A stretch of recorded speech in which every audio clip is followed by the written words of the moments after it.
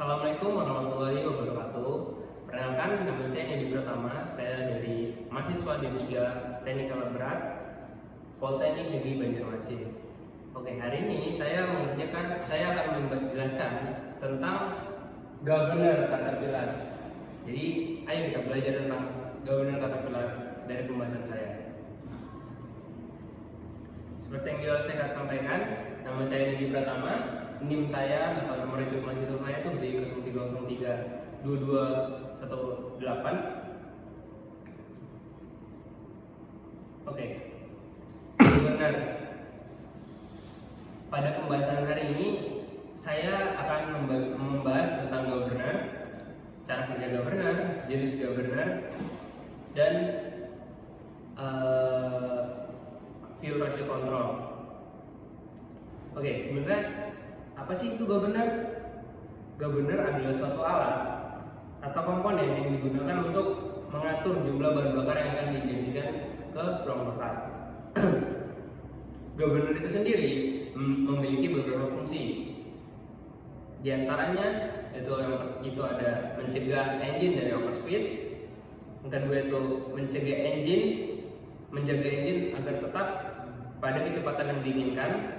Dan yang ketiga itu menaikkan atau menurunkan tenaga engine agar cocok dengan perubahan beban pada saat engine kerja.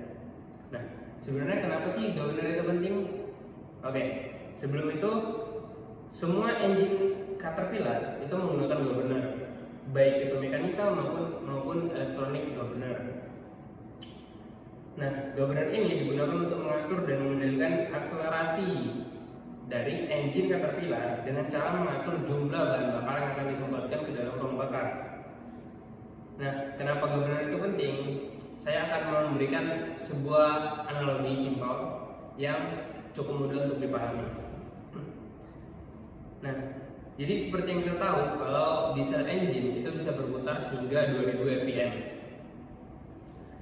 Nah, sekarang coba kita pikirkan, apabila sebuah engine dengan yang bisa mencapai 2000 rpm, bahan bakarnya itu tidak ada yang mengatur, sehingga bahan bakar engine itu konstan di segitu-segitu aja jumlahnya.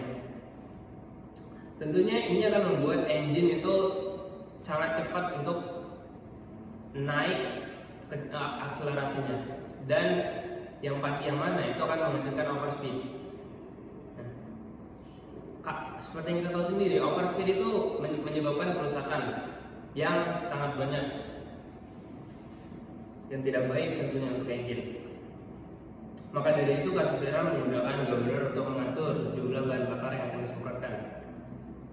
Oke, untuk jenis governor sendiri itu ada dua. Yang pertama itu ada governor mekanikal yang seperti namanya ini menggunakan cara kerja mekanikal untuk bekerja. Dan yang kedua yang saya bahas hari ini itu ada governor hidromekanikal, yang mana gabungan antara governor mekanikal tetapi dibantu juga dengan servo valve atau juga oli bertekanan untuk bekerja. Oke, sekarang kita lanjut ke governor mekanikal.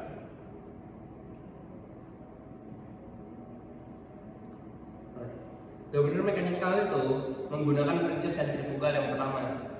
Apa sih prinsip sentrifugal itu? Sentrifugal itu sendiri adalah pergerakan menjauhi titik pusat putaran. Nah, jadi komponen dari governor mekanikal itu ada flywheel, setelah itu ada spring dan juga pedal gas. Nah, jadi putaran flywheel itu sendiri itu sama dengan putaran engine. Jadi apabila engine berputar semakin cepat, maka gaya sentrifugal yang diterima oleh flywheel itu akan meningkat. Nah, gaya sentrifugal ini itu perlu dikontrol. Oleh sebab itu, maka ditambahkan arus spring untuk mengontrolnya. Nah, spring ini sendiri, spesifikasi spring itu sudah disesuaikan dengan flywheel atau putaran engine yang akan digunakan. Selanjutnya itu kekuatan spring menjaga keseimbangan pada governor. Seperti yang saya bilang tadi, kekuatan dari spring itu sendiri itu mengontrol kekuatan dari atau gaya sentrifugal dari flywheel, sehingga flywheel tidak terus berputar secara membabi buta atau tidak teratur. Next, kita oke. Yang kedua itu ada mekanisme pengukuran kecepatan dan juga perubahan kecepatan. Nah, apa sih yang dimaksud mekanisme pengukuran kecepatan dan perubahan bahan bakar itu? Oke, secara simpelnya governor ini sendiri itu dilanjut setelah dari governor itu melanjutkan ke dalam fuel rack. Nah, apabila flywheel itu makin gaya sentrifugalnya kuat atau RPM engine tinggi, maka fuel rack ini akan ditarik ke arah kiri untuk mengurangi jumlah bahan bakar yang akan diinjeksikan ke dalam ruang bakar. Tetapi apabila gaya spring menang, maka fuel rack akan didorong ke sebelah kanan untuk meningkatkan jumlah bahan bakar di ruang bakar, yang mana itu akan berakibat pada pengurangan kecepatan atau peningkatan kecepatan pada engine itu sendiri. Kemudian ada adjusting screw membatasi low dan high idle. Seperti yang terlihat di sini, itu ada high idle setting dan juga low idle setting. Jadi apa? Setting yang kedua screw ini itu mempengaruhi dari seberapa jauh governor itu mempengaruhi fuel rack. Sehingga apabila kita semakin jauh untuk mengejas high idle-nya, maka fuel rack itu akan semakin jauh dan semakin bisa untuk ke arah yang lebih besar dan untuk menambahkan jumlah bahan bakar yang lebih besar.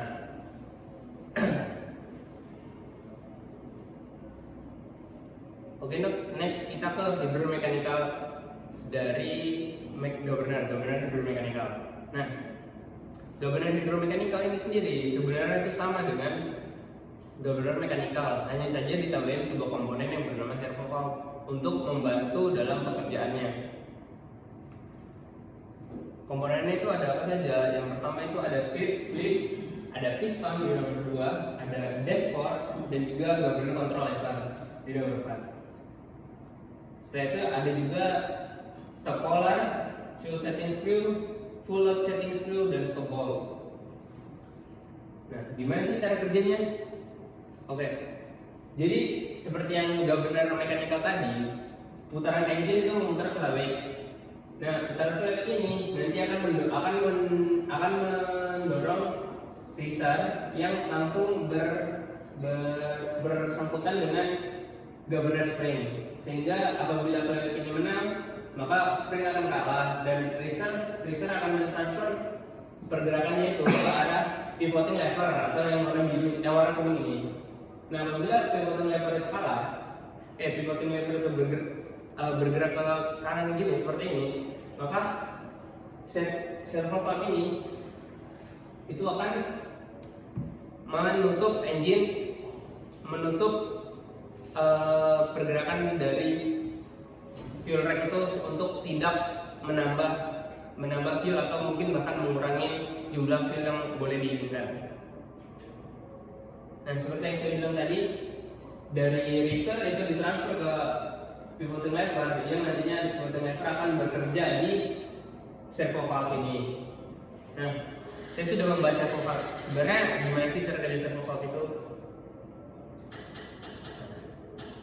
Servo valve ini sendiri itu apabila spring menang daripada gaya sentrifugal yang dihasilkan oleh flywheel, maka pivoting lever itu akan menarik valve spool ini, valve spool yang ada di dalam servo valve. Nah, apabila valve spool yang ditarik, maka oli dari piston akan mengalir masuk, tapi tidak terhambat. Jadi drain portnya ini dan drain passage-nya ini terbuka sehingga dia langsung terdrain atau terbuang, sehingga fuel rack bisa untuk ditarik mundur dan menambahkan bahan bakar. Nah, apabila flywheel yang menang daripada gaya spring, maka drain passage-nya ini akan tertutup dan piston dan aliran oli yang tadinya akan ke drain ini akan masuk ke dalam servo valve untuk mengisi bagian belakang piston dan juga bagian depan piston, yang mana nantinya ini akan maju piston ini, sehingga pada saat piston ini menyentuh ujung dari valve hole, maka kan terjadi gini, sehingga oli tidak bisa masuk lagi, yang mana ini nantinya akan menyebabkan hydraulic lock untuk sementara, yang mana itu akan membuat fuel rack itu tidak akan bergerak, sehingga akan terjadi konstan. Jadi fuel rack itu tidak akan bertambah atau berkurang, sehingga dapat bertahan di tempat yang sama. Oke, yang kedua itu ada fuel ratio control. Nah, fuel ratio control ini sendiri itu sebenarnya ada dua jenis, bukan dua jenis sih, tapi ada dua berdasarkan tahun pembuatannya. Yang mana itu sebelum Agustus 1989, fuel ratio control itu untuk aktif itu butuh dua komponen, dua unsur utama, yaitu dari boost pressure dan juga oli bertekanan. Untuk engine yang dibuat setelah Agustus 1989 itu hanya membutuhkan satu unsur, yaitu oli bertekanan saja. Sehingga untuk engine yang dibuat sebelum tahun 1989 itu hanya engine turbocharged saja yang bisa untuk memakai fuel ratio control, yang dilengkapi dengan fuel ratio control. Nah, cara kerjanya gimana? Untuk pembahasan materi hari kali ini saya akan membahas untuk engine yang dibuat sebelum tahun 1989 atau yang masih menggunakan dua unsur. Nah, gimana cara kerjanya? Cara kerjanya itu pada saat ini ada steam yang menonjol keluar dari fuel ratio control, yang mana itu akan bersentuhan dengan notch dari lever ini. Nah, lever ini itu bertautan atau terkait dengan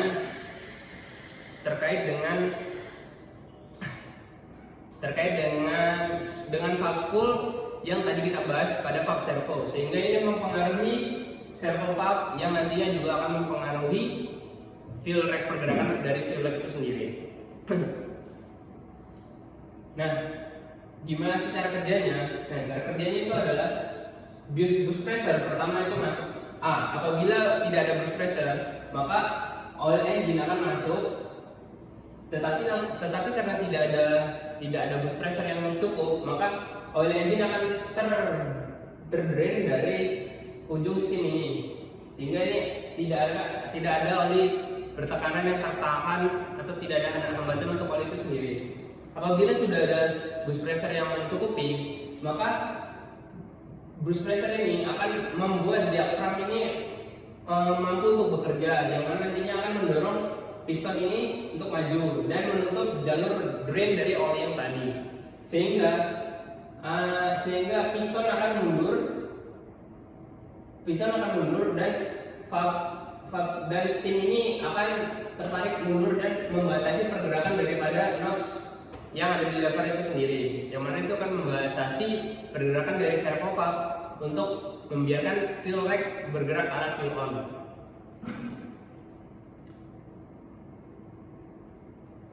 Oke, untuk selanjutnya itu bagaimana sih dia melepasnya? Nah, seperti yang tadi sudah kita bahas, itu apabila sudah tercukupi boost pressure-nya, maka akan lepas. Nah, untuk saat itu juga apabila boost pressure yang dibutuhkan oleh FRC ini sudah cukup, maka sudah cukup besar, maka diaphragm akan mendorong internal valve ini untuk ke kanan juga, sehingga nantinya akan membuka drain passage oli untuk ke drain dari body port sebelah sini, yang mana karena tidak ada oli bertekanan yang membatasi piston untuk bergerak, maka steam akan bergerak maju dan membiarkan steam untuk lepas daripada notch untuk membatasi notch, sehingga notch tidak terbatasi, lever tidak terbatasi, dan servo valve tidak memiliki batasan untuk bergerak ke arah fuel on.